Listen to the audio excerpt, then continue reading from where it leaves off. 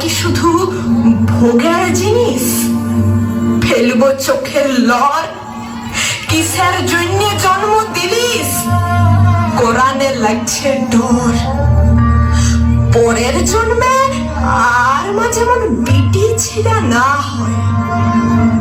জোর হাত করে বর মাগছি, মেয়া জনম লয়। আমার দু চোখে আগুন জ্বলে, আমার ভিতর শত সিনি।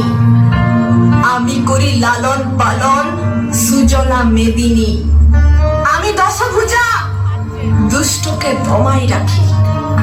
যারা আমার ভক্ত হবে তাদের দুঃখ নাসি।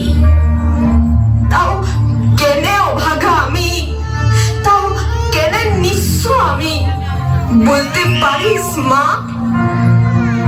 এবারে আমাকে মুক্তি দে মা।